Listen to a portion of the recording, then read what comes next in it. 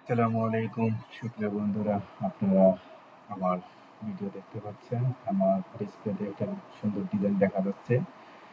চলেন আমরা কিভাবে এই ডিজাইনটা তৈরি করতে পারি একটু দেখে আসি। আমি আপনাকে এই ডিজাইনটা নিজে করে দেখাবো। প্রথমত আমি আমার এই ডিজাইনটাকে একটু পাশে রেখে দিলাম। তারপরে আমি আমার হার্ডবোর্ডে ফিরে আসলাম। এখন আমি একটা ইলিপস টুলে যাবো, সেখান থেকে ইলিপস টুলটা নেব। নেওয়ার পর আমি একটা ইলিপস, ছোট্ট করে একটা ইলিপস নেব এবং সেটা বাই ডিফল্ট সেখান থেকে এই কালারটা চলে আসছে। কারণ একটু আগে আমি এই কালারটা ব্যবহার করেছি, এই জন্য চলে আসছে। ওকে, এখন আমি এই ইলিপসটাকে সিলেক্ট করে ইফেক্টে যাবো। ইফেক্ট থেকে আবার ডিসটর্ট অ্যান্ড ট্রান্সফর্ম, সেখান থেকে ট্রান্সফর্ম অপশনটা ওপেন করব। এখান থেকে আমি মুভ অপশনে হরিজন্টালি সেটাকে আমি একটু কমিয়ে দেব। সেটাকে আমি -40-এ রাখলাম।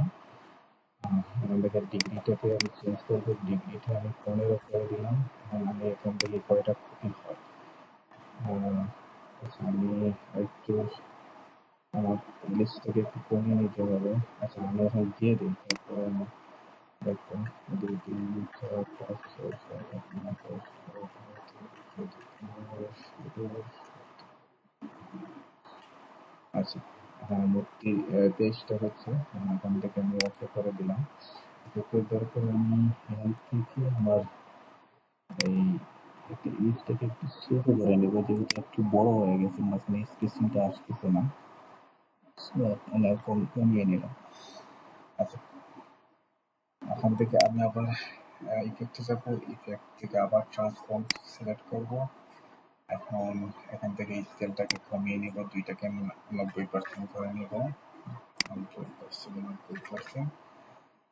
দেন আমি এখানে কিছু কপি নিব, দেখি কতটুকু কপি হয়। এইগুলা 25টা কপি নিলাম এবং এখন একটু অ্যাঙ্গেলটাকে একটু রোটেট করে দেবো।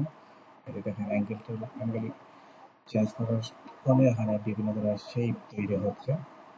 এইভাবে আমরা আমাদের নিজের ইচ্ছা পছন্দ মতো একটা শেপে রাখতে পারি। আচ্ছা, আমি এই শেপটা দিয়ে রাখলাম। আমি সেটাকে ওকে করে দেব। ওকে করে দিলে দেখেন আমাদের ডিজাইনটা সেখানে তৈরি হয়ে গেছে। এখন আমি ডিজাইনটাকে যদি একটু বড় করতে চাই, তাহলে সেটাকে সিলেক্ট করে এটাকে একটু বড় করে নিব। দেখেন এটা একটু বড় করে দেখা যাচ্ছে। এখন দেখেন আমাদের ডিজাইনটা তৈরি হয়ে গেছে।